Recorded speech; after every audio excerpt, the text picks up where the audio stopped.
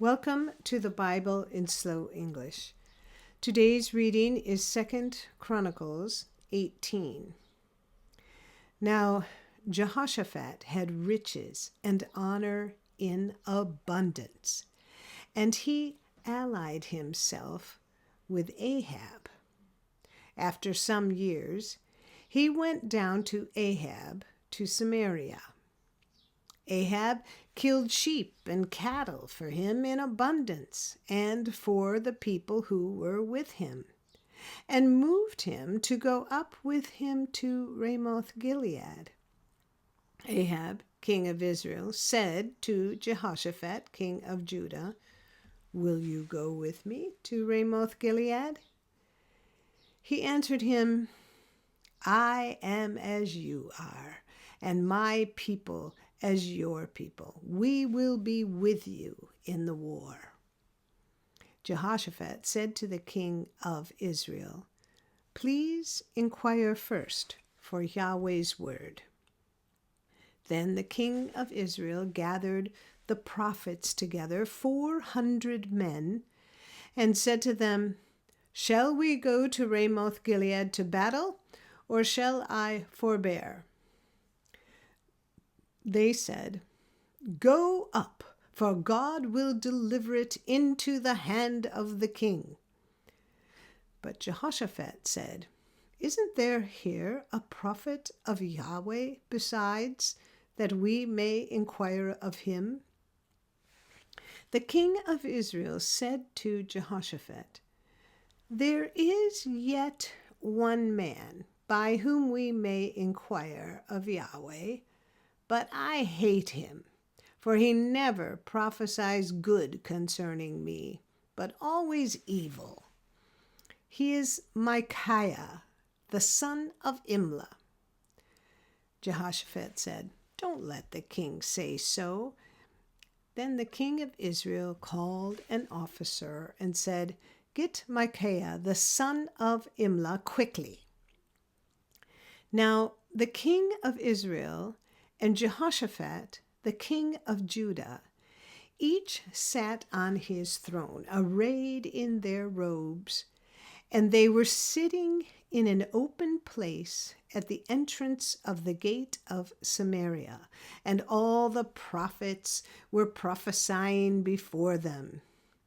Zedekiah, the son of Chenaanah, made himself horns of iron and said, "Yahweh says, 'With these you shall push the Syrians until they are consumed.'"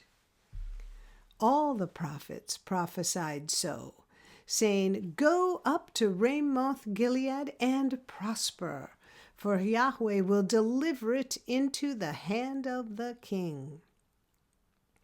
The messenger who went to call Micaiah spoke to him, saying, "Behold, the words of the prophets declare good to the king with one mouth. Let your word, therefore, please be like one of theirs, and speak good." Micaiah said, "As Yahweh lives, I will say what my God says." When he had come to the king said to him, "Micaiah, shall we go to Ramoth-Gilead to battle, or shall I forbear?" He said, "Go up and prosper. They shall be delivered into your hand." The king said to him, "How many times shall I adjure you that you speak to me nothing but the truth in Yahweh's name?" He said, "I saw all Israel scattered on the mountains as sheep that have no shepherd. Yahweh said, 'These have no master. Let them each return to his house in peace.'" The king of Israel said to Jehoshaphat, "Didn't I tell you that he would not prophesy good concerning me, but evil?" Micaiah said, "Therefore hear Yahweh's word. I saw Yahweh sitting on his throne, and all the army of heaven standing on his right hand and on his left. Yahweh said, "Who will entice Ahab, king of Israel, that he may go up and fall at Ramoth Gilead?" One spoke, saying in this way, and another saying in that way. A spirit came out, stood before Yahweh, and said, "I will entice him." Yahweh said to him, "How?" He said, "I will go and be a lying spirit in the mouth of all his prophets." He said, "You will entice him and will prevail also. Go and do so." Now, therefore, behold, Yahweh has put a lying spirit in the mouth of these your prophets, and Yahweh has spoken evil concerning you. Then Zedekiah, the son of Chenaanah, came near and struck Micaiah on the cheek and said, "Which way did Yahweh's spirit go from me to speak to you?" Micaiah said, "Behold, you shall see on that day when you go into an inner room to hide yourself." The king of Israel said, "Take Micaiah and carry him back to Ammon, the governor of the city, and to Joash, the king's son, and say, 'The king says, put this fellow in the prison and feed him with bread of affliction and with water of affliction until I return in peace.'" Micaiah said, "If you return at all in peace, Yahweh has not spoken by me." He said, "Listen, you people, all of you." So the king of Israel and Jehoshaphat, the king of Judah, went up to Ramoth Gilead. The king of Israel said to Jehoshaphat, "I will disguise myself and go into the battle, but you put on your robes." So the king of Israel disguised himself, and they went into the battle.